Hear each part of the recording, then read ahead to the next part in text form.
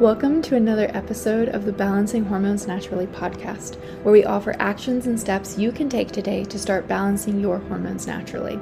This is your podcast host, Leah Brueggemann. I am a functional diagnostic nutritional practitioner. I am honored and excited to be your guide on your journey to better understanding your hormonal health and how it affects your everyday life.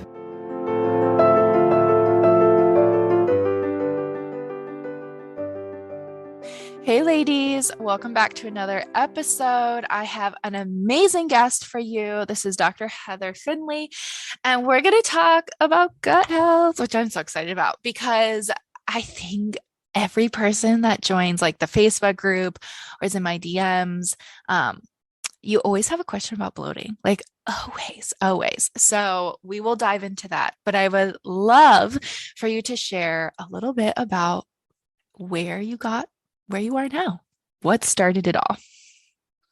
Oh boy, that's like, that could be a whole podcast episode. This is true. But thank you, Leah, for having me. I'm excited to be here and connect with your community. I got into gut health because I was born constipated. That's what I tell people. I literally was born constipated. So if you are like me, I hear you and I see you and I know how terrible it is, but you don't have to feel like that forever. Really, I was sent on this mission, my whole life, pretty much to solve my own constipation. Was an athlete, struggled with constipation. I think now looking back as a result of just overtraining, depletion, nutrition wise, went to college selfishly to become a dietitian, to learn about digestive health so that I could potentially help myself. Turns out I still couldn't help myself when I graduated, dealt with tons of imposter syndrome. How am I supposed to be able to help other people if I can't even help myself?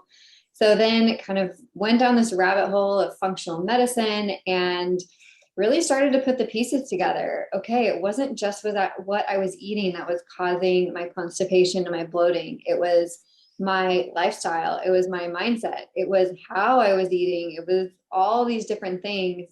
So when I did my doctorate program that was more focused on functional medicine, I realized, oh my gosh, I have been missing so many pieces. And so many light bulb moments there. But that's why now I help women struggling with digestive issues of all kinds find relief by looking at really getting you outside of the box. I think the conventional medical world tries to put you in a box. Oh, you have bloating, you're constipated, you have IBS, here's a handout. And my goal is to get you out of the box. So you have IBS and you were given a handout, but let's get you out of the box and let's figure out why you're bloated and why you're constipated, why you're having acid reflux, etc. I have to chuckle a little bit when you say you were born constipated because I actually feel like I know what that means. One of my best friends, all of her babies have been dealing with like colic, and she's like, they just don't poop. They just don't poop for like days. I'm like, that must be what it's like. It's terrible. Yeah. Not a fun situation at all. No. Okay. So let's talk about when you're getting outside of the box. Like, what are some of the things that you would recommend or you see are the causes for the constipation and the bloating that people don't typically think of? Because I know you've heard this, like, you have gut issues, you better get on a probiotic. So let's look at some other solutions. Yeah. So you have gut issues, you might not need a probiotic. The probiotic might make your digestive issues worse. And if it did, that actually tells us a lot about what's going on. If you took a probiotic and you were in pain and bloating and felt terrible, that shows me a lot about what's going on with your gut bacteria. But some common causes of constipation, bloating, really digestive issues as a whole. Number one, stress. So Leah and I just recorded a podcast episode on my podcast all about minerals. We talked a lot about stress. Stress really is like the root cause of all root causes. Stress affects your digestive enzymes, your stomach acid, your gut motility. It even affects your mindset. And, the more that I dig into this, your mindset and what you think about your digestive symptoms really affects the symptoms that you're having. If you think I'm going to be bloated, how does that actually affect the actions that you're taking that then make or break your bloating? So stress and mindset are a big one that people often are missing. Sleep. When you are not sleeping and you are not resting and digesting and taking time to relax, your gut cannot work. Your gut wants to work like a clock. So it wants to be off when it's dark and it wants to be on when it's light. And so sleep and circadian rhythm, a very broad topic, but very, very important for gut health. The next one that's often missed is hydration. Not necessarily like drink more water. Yes, water is important, but let's get your cells to actually absorb the water. You could be drinking all this water. It could be going straight through you. You could be, if you're having the symptoms of like, I drink all this water, but I pee all the time, then maybe we need to look at your minerals. So go listen to the other episode on that. Yeah. But yeah, minerals and like actually cellular hydration is really, really common. So those would be the top three, like kind of more lifestyle and missed pieces. But then on more of like a digestive level, low stomach acid, it's a very common root cause that we see. Liver, gallbladder, pancreas issues, definitely another root cause, which is affected by stomach acid. Gut motility. There's even now, like they're calling SIBO or small intestinal bacterial overgrowth a motility disorder. When your bowels are not moving and you're not clearing things out effectively, then of course you're bloating. You have food and waste sitting in your gut and fermenting and causing gas that you don't want. So that could be another one. And then I guess one that I missed earlier is meal hygiene and this concept of like how you're eating. Are you chewing your food? Are you taking time to eat? Which I'm kind of a hypocrite sitting here because I was finishing my breakfast as Leah and I were starting, but you know, for the most part, are you sitting down and are you chewing your food? Are you taking time to eat a meal? And also, what are you thinking about that meal? Are you thinking this is going to make me bloated and getting into a stress response right before you eat? Stress affects your saliva and your enzymes and the whole process of digestion. So those are some of the top things. I'm sure that I missed many, but those are the most common ones. Oh, I love that. I see SIBO and IBS. I kind of like just think about those as like garbage can diagnoses because it's like it covers, they're like not really sure what to do with you. So they're like, oh, you can just blame everything on IBS or SIBO. And I have actually, I had a client one time with SIBO. This is funny because she was diagnosed with SIBO, but she would just have like diarrhea all the time. And so like she was moving things, but not efficiently or well. And it just turned out she had parasites, you know, like we got rid of the parasites and like her SIBO just magically disappeared. So I love that you have to go outside the box because like when you just get that diagnosis, I don't know, I think in some ways you go, yay, I have a diagnosis. This makes sense to me. But then you kind of isolate yourself into like, well, this is just how my life is going to be. I have IBS, I have constipation. And so often, like if you think food's going to, you know, make your stomach hurt, like, yes, food's going to make your stomach hurt. So I think that's really important to pay attention to. So if you are someone who wakes up and you don't regularly go to the bathroom, or you just feel bloated or like heavy feeling, what would be some first steps, or like where should they start looking or start doing things? You know how I love a good old tart cherry juice to help you sleep, or a topical magnesium gel if you're having some trouble getting in your magnesium. And I have sent you to 1,000 different brands to try and get all of these different products, but I'm very excited to share with you Row Casa Organics, which I'm so excited to partner with because they have such an incredible ingredient policy, as well as their products are awesome. Literally, that's all I got to say. So again, a friend introduced me to these products and I'm like, okay, I'll try them out. Loved their ingredient policy. And so I started trying out different things. literally went out and bought, spent my own money, you guys. I'm gonna try these things out for sure before I recommend them. And the things that just spoke to me, the tart cherry juice has chamomile extract and valerian root. You guys, it was the tipping point for helping me sleep so much better while I'm pregnant.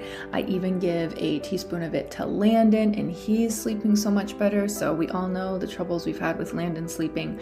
We use their elderberry juice. We use their magnesium gel. They have a muscle and joint cream, which when I popped my rib out, if you're following me on social media, that was, it was so helpful.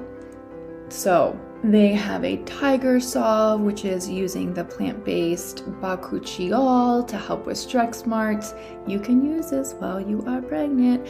They have cleaning supplies, and I've just been sending so many clients to them because they have such an amazing ingredient policy. They have great prices, and you don't have to go to 5 different companies to get 5 different products. I can get all 5 of my products at one company, which I'm very thankful for. So those are a few of my favorite products.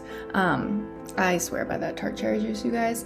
And I reached out to them to get a discount code for you, and it's a super easy to remember discount code. It's LEAH, my name, super easy. So definitely go try them out. They are giving you 20% off your first order.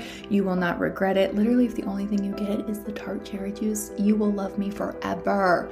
But they do have amazing cleaning supplies, and like I said, I love their body butters and their hair spreads for postpartum hair growth. Literally, there's so many options, and like I said, their ingredient policy it's really, really good. So I'm very excited to partner with them. Yeah, so when you bloat can tell us a lot about why you bloat. So if you're waking up bloated, then you likely are really constipated. So the first thing that you're going to want to do is focus on getting your bowels moving. And there's lots of things that you can do for that. But one of those, which to steal your quote, what did you say? You can't poop if you're always on the run. You're not a horse. Yeah. The first thing is making time to go to the bathroom. We live a very go, go, go lifestyle. And if you are waking up, rushing to make your coffee, running out the door to get your kids to the school and go to work, of course you can't go to the bathroom. You didn't make time to do it. So how can you maybe make some space in your calendar for 10 minutes to wake up, drink some water with minerals in it, hopefully, and maybe do a digestive massage on your abdomen or some digestive yoga really quickly, then sit on the toilet, do some deep breathing, and try to relax. Because if your body doesn't have the cue to go, it's not going to. If you're in a fight or flight response, it's not worried about having a bowel movement. It's worried about being chased by a bear. So if you're waking up bloated, that's number one, is make sure you make time to try to go, but also focusing on hydration and improving your cellular dehydration if you have that. And then looking at fiber intake. Are you getting enough fiber? Are you getting too much fiber? I feel like people kind of span the spectrum there where they're either eating no fiber because it all makes them bloated and they feel super uncomfortable, or they're just eating tons of fiber and they're super constipated because it's just too much. So really about 30 grams is about what you need each day. To some people that might seem like a lot, to some people that might seem like a little, but if you're eating like all your fiber in the morning and no fiber the rest of the day, that's not going to be good either. So trying to include a fiber source with each meal. Lots of foods have fiber, obviously fruits and vegetables, but even nuts and seeds, beans, legumes, chia seeds, flax seeds, all those things have fiber. So try to include a fiber source with each meal to keep your bowels moving. And make sure you're getting a steady drip of fiber versus just a bomb of fiber one time a day and then nothing else the rest of the day. I really like that. And that brings me to a question, actually. So I saw you talking about resistant starches the other day when you have issues with fiber. Can you talk about that really quick? Yes. So a lot of times when you're bloated, you might have trouble digesting fiber. So you might, I guess one question to ask yourself is like, do you feel better eating low carb? Or do you feel better when you don't eat any carbohydrates? If the answer to those questions is yes, then what we're learning about your digestive symptoms is potentially that you have dysbiosis or an imbalance of good and bad bacteria in your gut. When you have this imbalance, the interesting piece about this whole thing is, as humans, we actually cannot digest fiber. Our gut bacteria digest fiber for us. So when you have an abundance of quote unquote good bacteria in your gut, you can digest a wide variety of fiber. When you have an overgrowth of potentially bad bacteria, it's harder to do that. So if you're avoiding fiber because of the symptoms, that's not a good long-term solution, because we know that the diversity of bacteria in your gut, which are fed by fiber, improve your overall gut health. So one stopgap for that is, if you're having trouble digesting fiber, one way that you can improve your gut health without maybe the unwanted side effects of fiber is resistant starch. So resistant starch is what forms when you cook and cool starch. So you cook a potato, you let it cool, and it forms resistant starch. It actually has a good impact also on blood sugar and so many other things, not just digestive health. But this resistant starch basically acts like a prebiotic fiber in that it feeds your good gut bacteria and will improve the diversity of bacteria in your gut. And I think the most common question that I get with resistant starch is, well, what happens if I heat it? If you heat it, it still maintains the resistant starch. The idea is just cook it, cool it. You can reheat it as many times as you want, but you still get the resistant starch. You still get the benefits of feeding your gut bacteria. That is so cool. Like such an easy thing to start adding if you're like slowly trying to get your fiber up, because so often like people are like, I just can't eat vegetables. I can't eat any of this. Like it just makes me bloated. And it's like, well, I'll work on that gut. Yeah. I love that. Such an easy hack. Okay. Also, I have to laugh. Okay, so you know how you always say like guys take forever to like poop. Okay. So I asked my husband about this the other day. I was like, why don't you just like wait until you feel like you have to go, then go to the bathroom? He might kill me for saying this, probably not. But he's like, well, you just know that you should go. Like you should be going. So you just like pick a time and you go and you wait and you relax and then you go. And I'm like, that's kind of like having a healthy like poop routine in the morning. You're like, you know, you should go, you give your body the space to do it. Maybe that's why like a lot of times guys have better digestion. It's See, my I asked thought. my husband the same question because we talk about these things, and he said the reason he does that is so he can have some alone time. So I think maybe with like two kids, he's like, all right, I just need to like have a second. I'm gonna have to ask him. Maybe that's the true reason. I don't think so though, because he typically does it like after like Landon's in bed. He has awesome digestion though. I asked him, I was like, how many times do you go a day? Since like this is like such a big thing for guys. He goes, oh, I go like however many times I eat, like 3 times. And I'm like, dang, good job. Um, anyway, that kind of made me laugh. So, um, can we talk a little bit about traveling with digestion and bloating? Because I think that if you ever have bloating, you know, it's just a big fear when you're traveling. You're like, oh my gosh, like, am I going to be able to wear my favorite outfit, or am I going to look 10 months pregnant? So, are there things that you can do to maybe help your digestion, help bowel movement stay regular while you're traveling? Yes. And I think it actually starts before you travel. Okay. So the reason that I'm bringing this up is because we've all had an experience. Well, not we've all. If you've had digestive issues, you've likely had an experience where you were traveling, you were super miserable, and swore off traveling forever. If you listen to my podcast, episode 1, I tell a really funny story about being in San Francisco with my family. So you can check that out.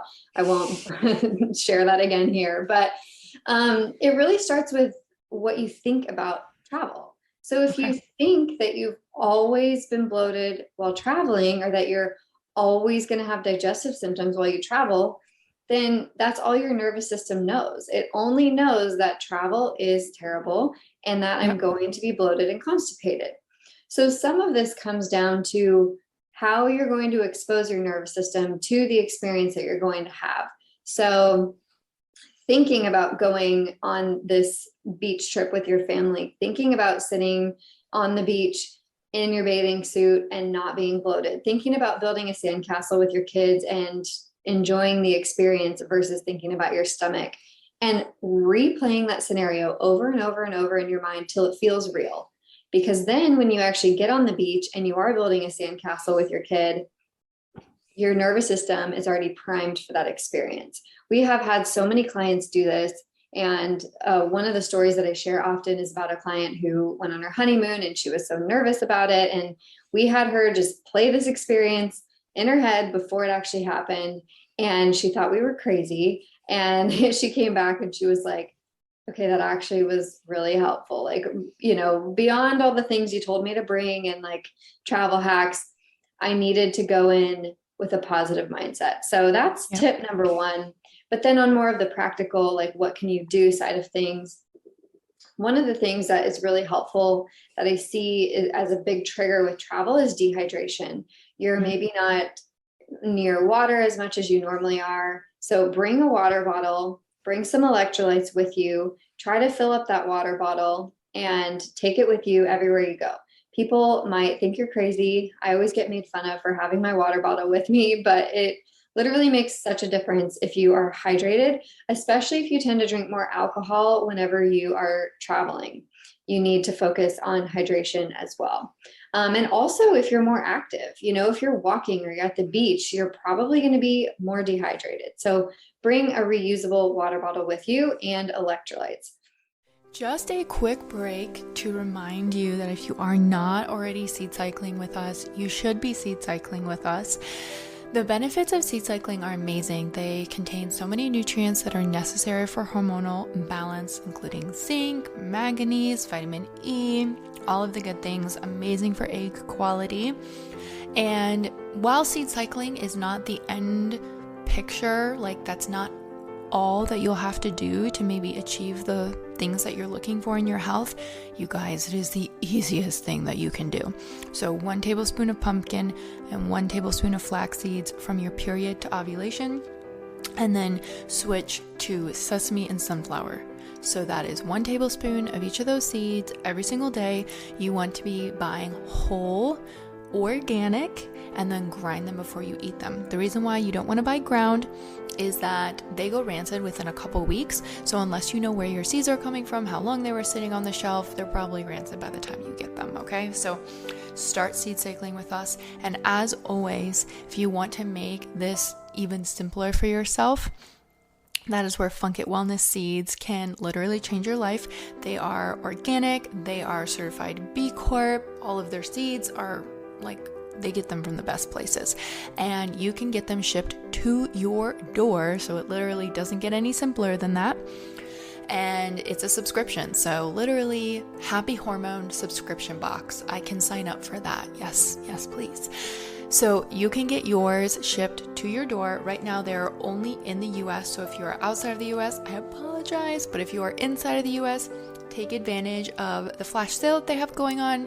You can use code LEAH, LEAH 20 to save 20% off of your order. And you even save already on your subscription. So I love seed cycling, but I will say that sometimes it can get hard to stick to because it's hard to find quality seeds, and sometimes I forget to grind them and then I don't get my seeds in for the day.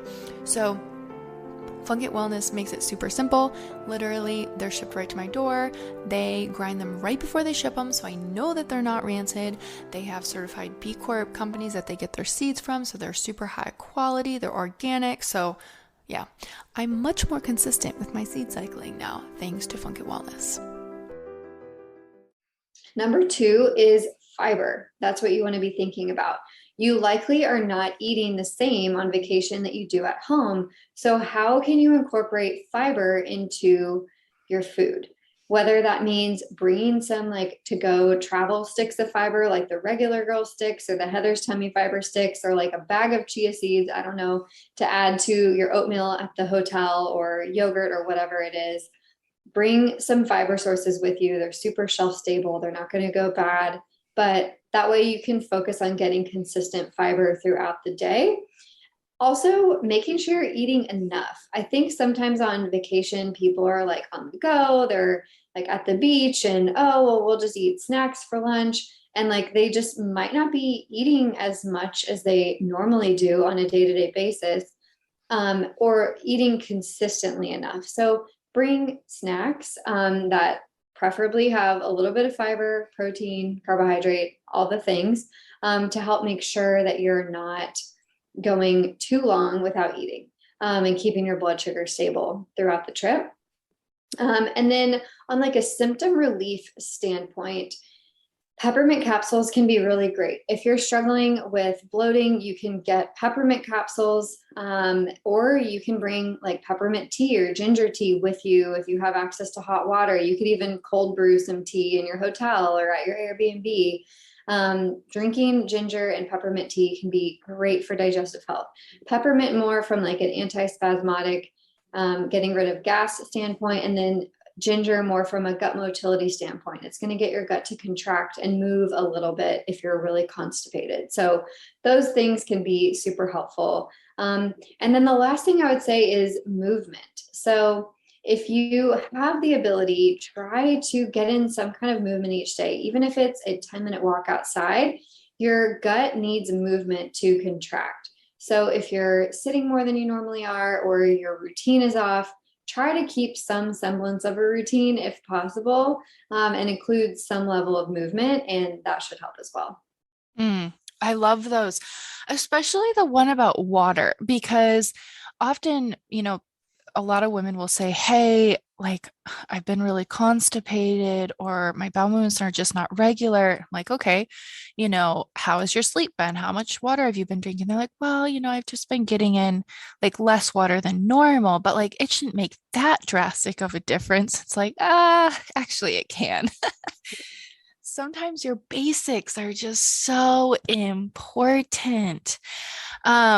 Okay, so I feel like there's a lot of different trains we can go from, like when people are dealing with bloating. I feel like something I hear, with gut issues is people are like, oh, I'm just going to take a food sensitivity test and that will like solve all my issues. Could you talk about that? Yes. Food sensitivity testing, such a hot topic. You've probably gotten an Instagram ad for this at some point or another if you have been searching for relief for bloating. So the concept behind food sensitivity tests, and obviously every test is different depending on what type of technology it's using and what it's actually measuring. But in general, if you have 75 food sensitivities, if you run one of these tests and it literally comes back with every single food that you always eat every single day, and you're like, oh my gosh, what am I supposed to eat? Because these are the foods that I eat and that I like, and I don't like anything that's on the green list. And, I feel super discouraged. All that's showing us is that there's something going on in your gut. It's showing us that your gut is potentially permeable, or, the like trendy term for this, which isn't actually a thing, is leaky gut. Leaky gut is intestinal permeability. And if your intestines are permeable, food proteins are leaking through food particles and other things too. And your immune system is basically causing a reaction. So all that's showing us is that you're having an immune response to food. And if we can improve the underlying gut issues, so the permeability, the digestive markers, your mucosal lining, etc., then the food becomes less of an issue. So yes, if you eliminate those foods, you may feel better, but it's not the long-term solution to your problems. You might feel great if you completely change your diet, but is it because you completely changed your diet? And we know that variety is really important for gut health, or is it because you have an underlying gut issue as well? Probably both. So really, if you're looking at food sensitivities, what we want to think about is, why do you have the food sensitivities, and how can we then address the underlying issues that are causing them?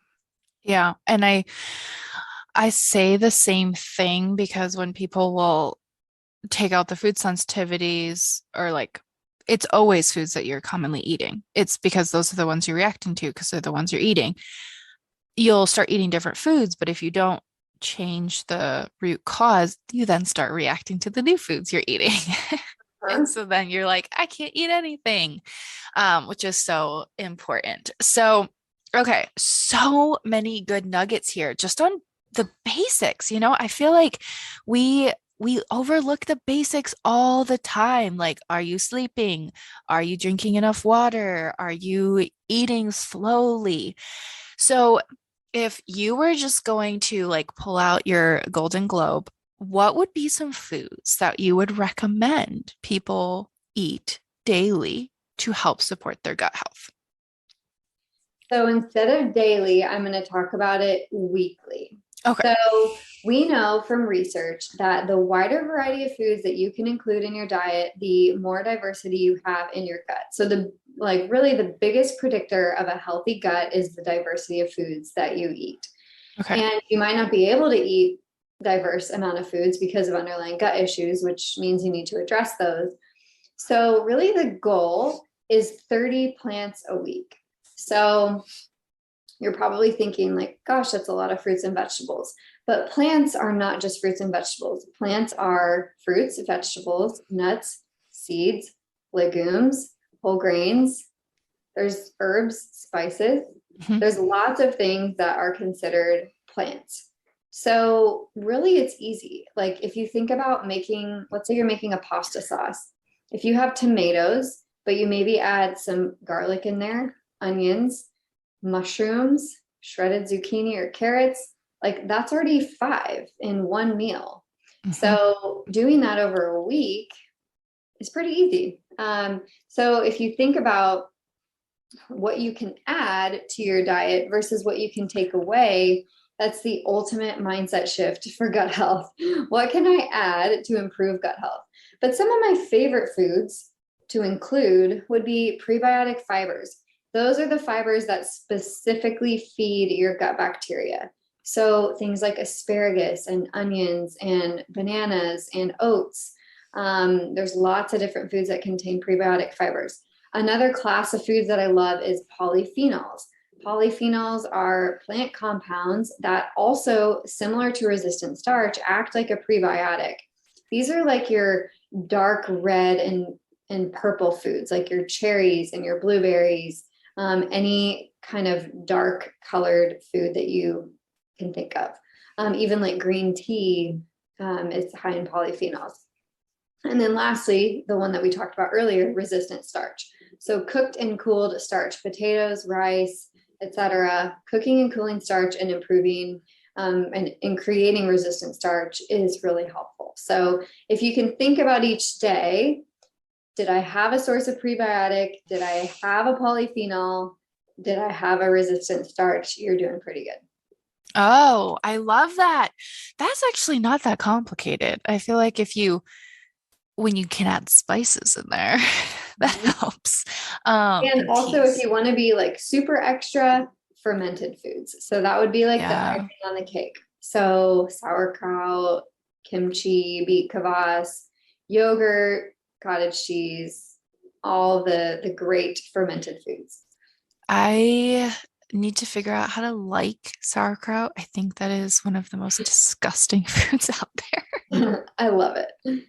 But I have started making my own yogurt. So there we go. I can have that. But that is super simple. So like the meal preppers are probably like living their best life right now because they're like, hey, I have resistant starch all the time because I make my food at the beginning of the week. So that can be really helpful, I guess. Yeah. Okay, so where can the people find you? How can they connect with you? We're going to link your podcast below, obviously, because everyone wants to go listen to that story. But tell us where we can find you. If you listen to that story, please send me a DM telling me your travel story so we can, misery and company, right? Yeah. But everyone can find me. I hang out the most on Instagram. It's at Dr. Heather Finley. It's Finley. I'm also on LinkedIn and TikTok and all those places, but I'm I hang out primarily on Instagram. And then if you want to check out my podcast, it's the Love Your Gut podcast on all the podcast places. And then my website is drheatherfinley.co. So that's perfect. We will link those all in the show notes so you guys can go check her out. Thank you so much for being on. Thanks for having me. Thank you for listening to today's episode of Balancing Hormones Naturally. If you found this helpful, I would love for you to share it with a friend and post it on your stories and tag Balancing Hormones Naturally podcast so we can get this message out. You can find me on Instagram at Leah_BRUEG, and I would absolutely love to hear from you.